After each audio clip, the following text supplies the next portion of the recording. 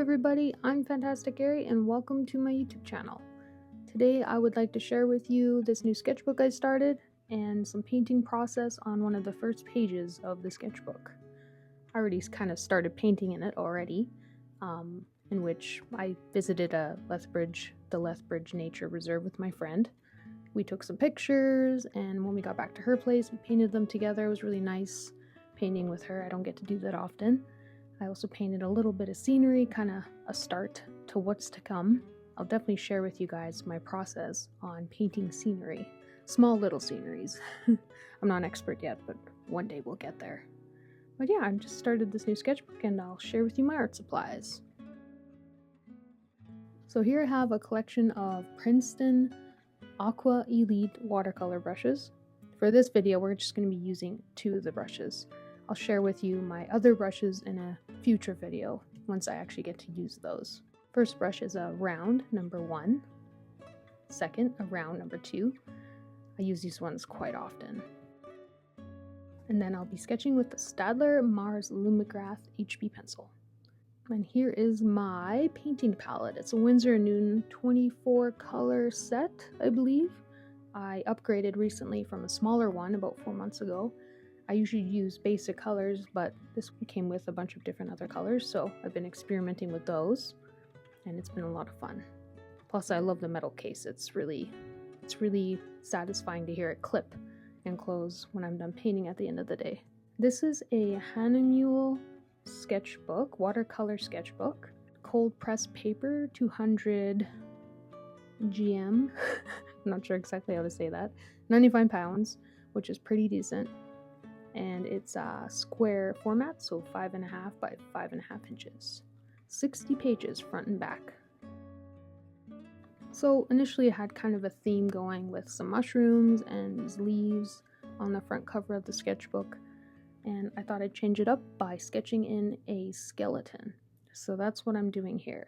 Just the basic shapes, so that when I go in with the paint, I know where to put my paint down. I've actually been doing this thing lately where I've been just painting with my paintbrush, so I haven't been doing any initial sketches. So this is the first time I've used a pencil in a little bit, but that's okay because I feel like with the skeleton it's a little bit more involved and it's good to get an initial structure down first.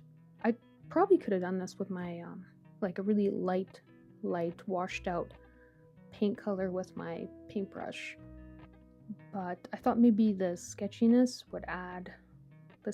of the pencil would add some I'm gonna say it, flavor to the painting. Yeah, and also this painting isn't I wouldn't say one of my best skeleton paintings, but I thought it would be cool to just kind of add a little skeleton in the front cover of my sketchbook. As you will see in the future, we will be drawing and painting much more skeleton characters. So just kind of sketching out the basic anatomy of this guy because I'm not really going for a super realistic, more of a believable kind of look. Usually you'll see that in my paintings. I prefer a more conceptual idea or a conceptual look to the paintings, more stylized with certain brush techniques or strokes. Versus something super realistic. Yeah, I just kind of lack the patience to create super realistic work. And I find myself, I get bored if I'm trying to exactly copy something, which is actually really good for practicing and learning, of course, for your observant eye as an artist. I feel like when you become more confident in your drawing ability, you can kind of not cheat, but take artistic influence or privilege and kind of just make things seem a little bit more exaggerated, a little more colorful than something realistic, a little more dreamlike or fantasy-like. That part of you that enjoys creating or adding that touch of fantasy or whatever it is into your drawings or paintings gives your paintings their own voice. And if someone looks at your art, they'd be like, oh, I recognize that.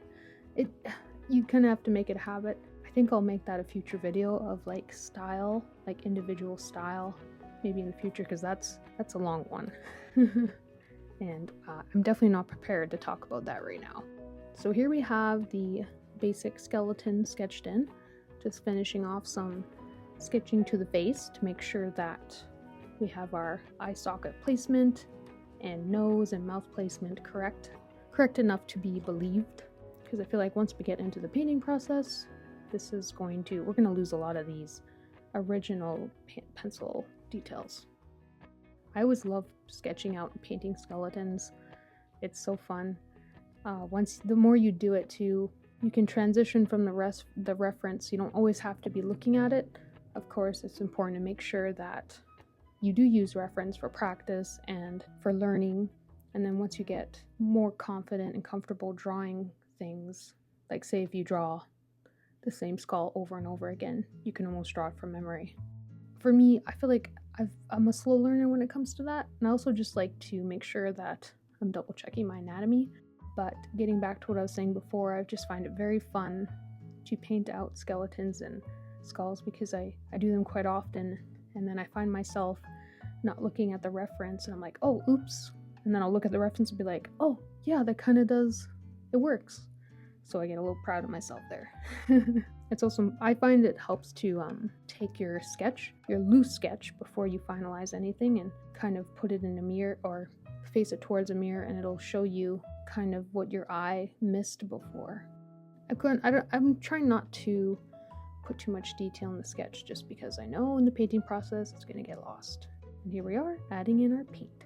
I'm kind of sticking with a warmer, yellowish kind of tone for the bones. I know bones are technically white and gray, but I wanted a warm color for this page. I've seen people working in toned colored watercolor and gouache sketchbooks. I find the tone looks better for gouache, just because gouache is so opaque. I've been actually practicing with gouache. I just haven't been confident enough yet to put that in my portfolio.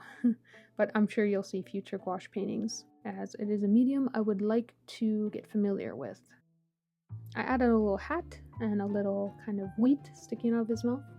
In my old account, I would draw a lot of these really cool like warrior female characters and all kinds of characters with like these little grasses kind of sticking out their mouth. I just thought it looked cool. I went with a more yellow tone for the hat. I didn't really have a base idea for this for the skeleton, so I just went in with the paint. Always starting with the lighter colors, blocking in kind of areas that I would want more shadow, and then of course where there is dimension in the skull, I want to make those areas darker. I guess what I mean by that is like where the skull sinks in, like the eyes of course are concave, so it's going to be darker in there depending on which way the light hits it. It also creates that illusion of where things are placed on the skull. And every now and then I'll go back and adjust details with the water while the paint's still wet. I'm currently visiting my grandmother in a more drier environment than what I'm used to. Back home, it's a little bit more humid out, so the paint tends to not dry as fast. And then I added some more brown to the yellow. I wanted to make sure the hat colors weren't too different from the bones, but different enough that it was a separate object than the skeleton. If you're watching this video, I just want to say thank you so much. It's cool for you to drop in. I will have future process videos, and once I get back into the flow with things, I hope to provide better audio and commentary during my processing. I'd like to do eventually in the future live streams or maybe longer videos, more detailed talk on art and discussion and just, certain opinions on fundamentals and learning processes, and really build a community and just really like kind of nerd out on art and painting with fellow artists out there, or even just inspiring artists or just people who love art. So thank you very much for dropping by. I very much appreciate it. And also does our skeleton friend, which I have not named yet. I think we should name it, I kind of want to name it Flourance. We might just keep Flourance. I'm also very bad at naming things, so if you have a better name, comment below. So at this stage, I did make a couple mistakes. I feel like underneath where the forehead of the skull is, where the hat meets the forehead, the way I made the shadow, actually now that I look at it, it's kind of cool, but it almost makes it look like the skull has like this mask on its eyes, which wasn't really what I was going for, but that's okay. And then here adding just in some subtle dark areas, but not enough to distract your eye from the skull head itself. And then finally, let's add a little bit of detail into those teeth, just to make sure that those are clear to see. Alright, now we are sketching in those finer details. I find this is my favorite part of a painting. Like once you get all your shapes blocked in and all your light and shadow and everything starts to work together and come together after you trust the process, my favorite part is adding in those little details. It just really brings everything all together. And then the art you're creating starts to transform into what it is, even if it's not what you exactly envisioned. Yes, definitely my favorite part. And then another thing is just darkening, not being shy with contrast and darkening in areas that are going to help the illustration pop. I'm used to painting very small, these little tiny paintbrushes I've shared with you. The number 1 and number 2 round brushes are really nice to have, just to add in other details. I have smaller ones too, and those are for super fine details, just like what you guys saw with the teeth. Actually, that brush was I think that brush was a 0.5 round brush, so the smallest one I could find in the store. So for the rest of the video, I'm going to let you enjoy the last short clips of process with some music, and I'll see you at the end for the final reveal.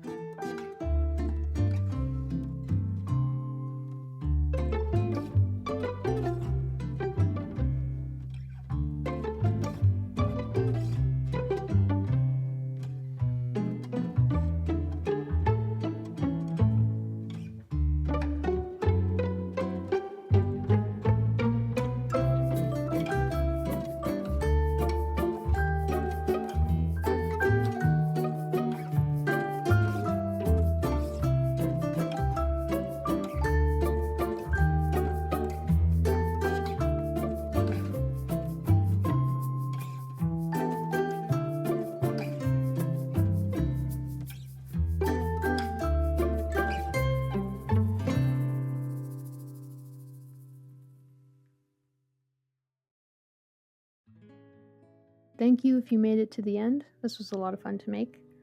I wasn't sure how to incorporate this into the sketchbook itself. I ended up just adding in those little kind of mossy figures on the shoulders and the hat, and creating these dots that almost look like spores around the skeleton. I felt like it got a little bit too messy, but overall I'm actually not upset by it. I'm pretty satisfied. It's the first page of the sketchbook, so I'm not going to be too hard on myself. Not all paintings are going to work out as you would like. So this was a fun experiment. Comment down below if you enjoyed this video, and I hope to see you guys in the next video. And if you want to see more, please like and subscribe. Videos will be uploaded every Friday, and I do have an imprint shop, which I'm working on getting paintings on there. I just have to create a few more paintings before I can actually have something worthy of selling to any audience members who would be interested in purchasing my art. So thanks again for watching, and links are in the description below if you can find me pretty much in all those links. And I'm never sure how to end videos, but this is going to be the first video ending ever, so thank you for sitting through it. If it was painful, I apologize. Okay guys, thank you, and I'll see you next Friday. Bye-bye.